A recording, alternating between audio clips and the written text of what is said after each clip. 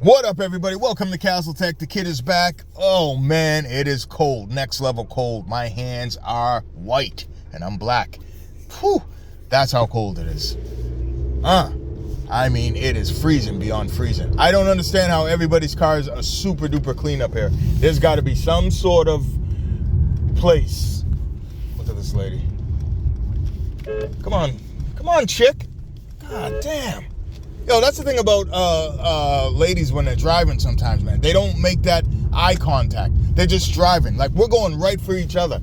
Directly to a smash. A smashing in the sense of two cars colliding, right? And I'm beeping, and I'm looking at her. I'm making a brotherly eye contact. I'm like, dun dun dun dun dun, because we're doing a merge. And she's coming full throttle, not turning her head or anything, all right? And I'm just like, beep, beep, and we get right to each other. And then she decides to, like, look. And then, you know, of course, I slow down because there was a car right in back of me. So you got to be careful when you apply the brakes, yo. And anyway, and then she just looks and then just drives off. Like, you're supposed to stop. You know, and that's the thing, man. It's like, you got to watch it when people are driving, man. It's like, you know, sometimes you see people, they just can't drive, or they're driving and they're extra aggressive and they're like, yeah, you're going to stop. Yeah, you're going to stop, you know, and they have that type of mentality, which is cool because I'm not in a rush, you know what I'm saying? But when they're just driving stupid like that, like when we're right up to each other, and it's one of these junctions where I don't know who has the right of way, because I'm coming off of a main and she's coming off of a main. And then we're doing like a cross merge. And there's no signs on my side. And I don't know if there's any signs on her side. So it's one of those things where I think it's kind of like a courtesy way, where you just got to acknowledge the other driver and slow down. That's what it seems like. Because there should be some sort of big-ass sign in the way somewhere, but there isn't. So, but some people don't have courtesy. And in this day and age, this is not like back in the days where people can drive. Like, this lady just could not drive. Period. And it's all about making eye contact sometimes. Like, you got to just acknowledge the other person. Don't sit there like you don't know there's a car coming. We're both going like 50 miles an hour. You know what I mean? And, yeah. But anyway, let me get back to what I was saying. So, anyway, not saying that all ladies can't drive. But what I'm saying is that a lot of ladies don't make eye contact when you're driving. A lot of dudes don't either. I mean, and that's very important, because sometimes, you know, there's a lot of people I know that don't use their high beams, and then there's a ton of people I know that don't use their horns, you know, for whatever reason. I don't know, but I live on my horn. I should be a horn test specialist. I'd be like, beep.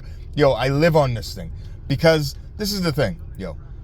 Why people are like, I don't want to use my horn. I don't want to scare anybody. I don't want a high beam. People, listen, you can prevent something by using these things, all right?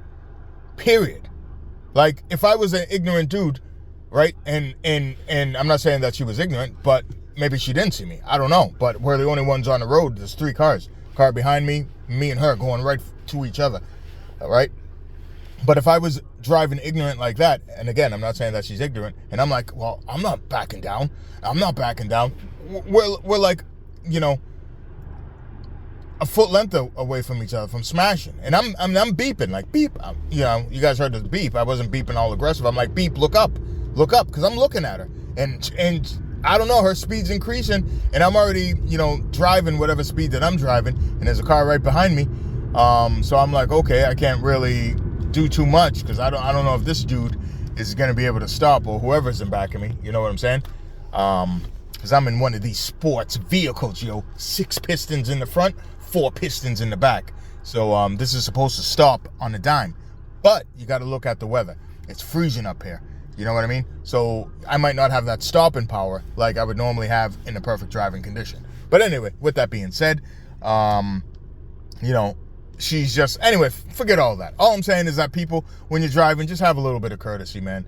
That's it. You know, it's just like a little acknowledgement here and there, you know, can prevent something. Like, nobody wants to be sitting on the side of the road. It's freezing, and just something that could have been prevented just by a little courtesy. You know what I'm saying? And I'm not saying maybe she didn't see me. I don't know. It's sunny outside. Who knows? But the way she was driving and how she was looking, I was looking at her whole body language when she was driving. And to me, that just meant like, I'm going for it, buddy. All right. So anyway, that was that. All right. So let's talk about a few things. So anyway, 4 to 6 months, I'm doing a whole revamp of the whole entire system. I am investing in a robot. That's right. Okay. And that's basically about it. Reason being is because now I'm feeling like I'm on some next level stuff. Like I was just getting into the work zone with my friend, and she's wherever she's at. So that whole thing has been severed. So therefore, I haven't been in my creative zone whatsoever. I haven't been doing anything for like a year, except moving things from one side of the crib to the other side. So now I think I'm trying to get back organized and try and put myself back to where I need to be. So basically I'm just doing that. So basically what that means is I'm taking my stuff to the next level. Right, sorry, because the sun is like shining and I'm absorbing the sun in my face. I'm like, oh, sunlight, I feel like Superman. Anyway, so that's basically what I'm doing. So I was planning, and the reason how I came to this, I was trying to do a few shoots, and that didn't happen. And I just realized that I need to, everything that I'm doing right now needs to be fully automated, where I don't have to rely on anybody. Damn, can't go that way. Shoot. It's fully blocked. And that looks like just a mud road. Yeah, that's definitely all mud. I'm not driving through that. Yeah, that's mud. So I just need to be fully automated, try and get into some product stuff. And my goal is, I've been working out kind of heavy, and I'm going to start doing some filming stuff. And I started the other day writing out like a documentary, because I've been an IT dude like all my life, and I started out working at all these other places and stuff like that. And then, this is just a quick history of myself. And then I was like, oh man, maybe I can just create something, a little business. And then I made PCS Works, and I used to just do residential. And back then, it was profitable because there was a lot of trust with people, and that was when I was like hanging up flyers on the car and stuff like that, and all of that. And it was pretty successful, I mean, I wasn't banking, but because I didn't have that business mind mentality, but I was doing pretty good. Then I started with something called Infinity Computer Repairs, because Infinity and Audi is my favorite cars. All right, Infinities and Audis.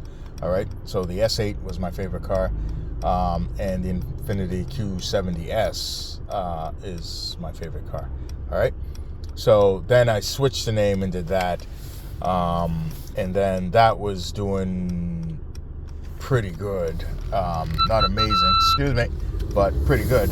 And then switched it over to Castle Tech, with photography and videography. And reason being, I started hooking up with a couple people with Infinity Computer Repair, and we started doing a couple things. And then I had a vision. I was going to be a YouTuber, and I was like, yo, I'm going to do this, and I'm going to be huge. This is going to be successful. That didn't happen. I got like 40 subscribers, and I was pushing videos with effects and contents and doing light editing for people and stuff like that. And I realized I was getting a lot of props and stuff, but I wasn't doing anything still. So, I was like, well, all right, I'm going to make one computer repair, which is Castle Tech, and then one media service, which is Castle Tech Media. And now, much later, I've acquired the equipment that I need and the skills that I need, and I'm good to go. And that's basically what it is. It's funny how life works out, because, like I said, I used to do this with someone, and we used to just, she used to help me out with like everything, and we just do the shots. I'd practice, and she'd model and do all that stuff, and all of that stuff. And as silly as it sounds, all of that led up to right here where I am like right now, and I didn't even know it. So you know, now it's like people are more acknowledging the skill set and all that. And I'm just able to be in a zone where I'm like, whoa, that looks pretty icy. Oh, man, I'm going through the mud. Damn. Up here. This is why everybody has pickup trucks. Damn it. All right. Anyway, I got to ease through this. Yuck.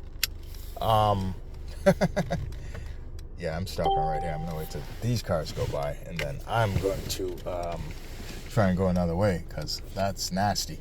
And basically, yeah, and then take everything to the next level. So, yeah, it's funny how life is. Sometimes life puts people in your life to get you to some point, and then you take it from there, and you know, try and do what you got to do. Because it's funny, like everything that I'm doing up to now, you know, I can hear her applications, meaning like whether it's verbal, whether it's whatever, and that's getting me to the next stage of the game, which I am right here. So yeah, it's always good to you know, have a good friend, you know, and that's basically where it's at right now. So yeah, I don't know where she is. Hopefully she's doing all good, and that's what it is. And as I said in a previous video, my other boy, old neighbor, he always used to say, if you want to be successful, you have to be organized. So that's another stage of the game where that advice is still haunting me till this very day. So now I'm trying to just make sure that I'm organized and I'm good to go.